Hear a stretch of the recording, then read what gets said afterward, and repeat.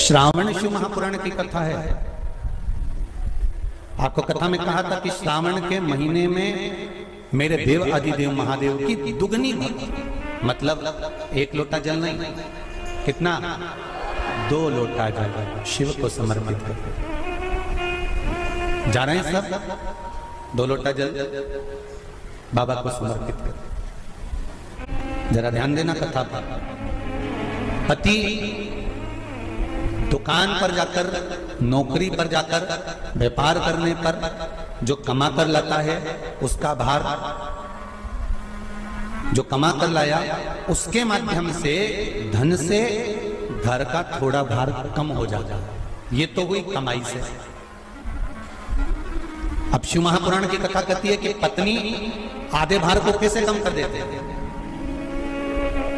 तो कहा धर्म पत्नी आधे भार को ऐसे कम कर देती है कि वो घर में रहकर बच्चों का देख रेख कर कर, आए हुए अतिथिगण का सम्मान कर कर, भजन कर कर, कीर्तन कर कर, पुण्य कर कर, सत्कर्म कर कर, मंत्र जाप कर कर, नाम जाप कर कर, जो भगवत स्मरण में डूब कर जितना पुण्य अर्जित करती है धर्म पत्नी, उसमें से आधे से आधा पुण्य अपने पति के खाते में देती चली जाती है उस भार को उठाने के लिए।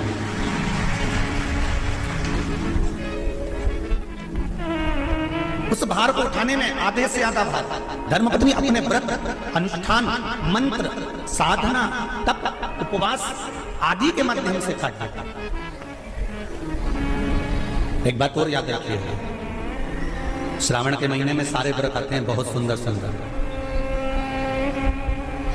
छोटी तीज का व्रत भी लिया जाता है, बड़ी तीज का व्रत भी आ जाता है।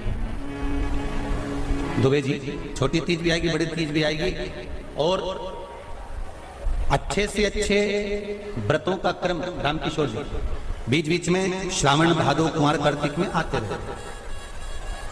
ये 4 महीना जो व्रत आते हैं, इन व्रतों की मूलता क्यों कही गई है? ये सारे व्रत चतुर्मास के अंतर्गत ही आते हैं, इन व्रत को बाद में दिया जाना चाहिए, पर नहीं।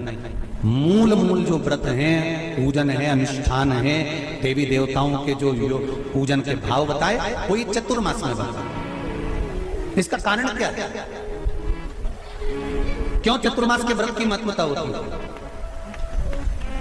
तो कहा इस चातुर्मास के अंतर्गत स्त्री, नारी जो व्रत धारण करती है, हाथों में चूड़ा पहनना, पांव में पायल पहनना, महाबूर लगाना, मेहंदी लगाना, ये जितने छोटी तीज, बड़ी तीज और अन्य तीजों आएंगे, त्योहार आएंगे चतुर्मास में, माताएं हरतालिका तीज हुई, छोटी तीज, बड़ी तीज हुई, भादों के कोई व्रत हुए, अनुष्ठान हुए, छठ हुई, पूजन, जो भी माताएं पूजन करेंगे उसके अनुसार वो हाथों में, शरीर पर 16 श्रृंगार धारण करती हैं, बहुत सारे श्रृंगार धारण करती हैं, और श्रृंगार धारण करने के साथ साथ माताएं अखंड सौभाग्य की वस्तुएं भी इन तीज त्योहार पर दान करती हैं।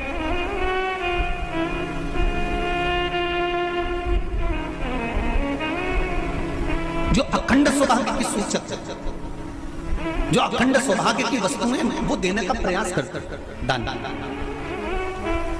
क्यों जीजियो, एक बात बताओ, जितने भी माताएं कथा सुन रही हैं और जितने फेसबुक यूट्यूब पर सुन रहे हैं और जितने आस्था चैनल पर सुन रहे हैं, श्रावण के महीने की श्रावण शिव महापुराण की कथा सुन रहे हैं, एक बात दिल से बताना, जितनी सौभाग्यवती माताएं होती हैं, ये संक्रांति पर भी 13 चीजें दान करती हैं, 14 चीजें दान करती हैं। बीच में कोई 16 सोमवार का उद्यापन करेंगे तो भी सुहाग की सामग्री देंगे, उद्यापन करेंगे तो भी सुहाग की सामग्री देंगे, कोई कार्य करेंगे तो भी सौभाग्य की सामग्री देंगे। सौभाग्य की सामग्री का दान क्यों किया जाए?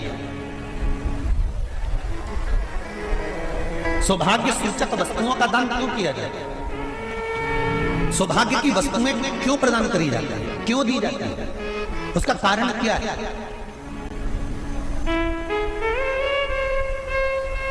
क्यों देते हैं महाराज? भारत की भूमि की सौभाग्यवती माताओं का एक मन की अभिलाषा रहती है, भारत की भूमि की माताओं की एक अभिलाषा रहती है कि जब उसके प्राण छूटे तो अखंड सौभाग्य धारण करके पति के कंधे पर और पुत्र के कंधे पर शमशान। वीडियो पसंद आए तो लाइक करिए, शेयर करिए, चैनल में नए हैं तो सब्सक्राइब करिए।